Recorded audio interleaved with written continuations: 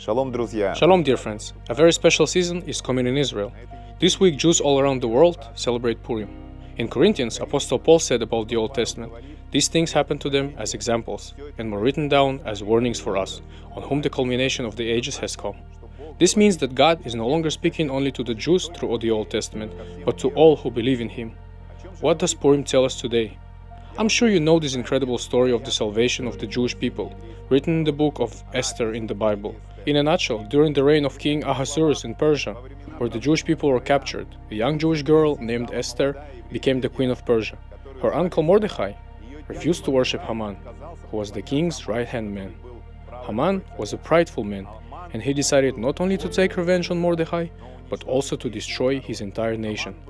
Haman casted lots to determine the day on which all Jews would be exterminated. In Hebrew, the lot is called Pur, hence the name of the holiday, Purim. This lot foretold the death of the Jewish people, but thanks to Esther's courage, they were saved. What is so special about this book? This is the only book in the Bible where the name of God is not mentioned once. We see His power, His protection, but He's kind of staying behind the scenes. That's why one of the traditions of this day is to dress up in costumes. It's a prototype of how God was in the whole story, but also was kind of hidden. It's a reminder to us today that even if we don't see God clearly, He is there and He's in control. The second important point of this story, fasting and prayer.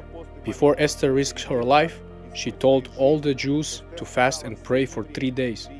And this power of prayer and fasting did the impossible, and all Haman's plans were ruined. You know, Haman is not just an evil man. Haman is a spirit that has been trying to destroy the Jewish people throughout history. Because the devil has always known that the Messiah for the whole world would be born through the Jews. This spirit continues to fight the calling of the Jewish people today, because Jesus Christ will return to Israel the second time. But do you know what happened at the cross of Golgotha?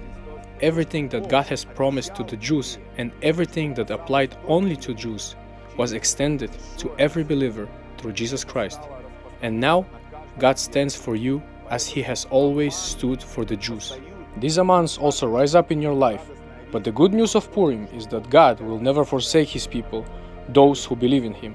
And whatever problems you're facing in your life right now, God will deliver you. You are in His hands. And Purim is a reminder of His glory and power. May it encourage you today. Chag, Purim, Sameach. Shalom.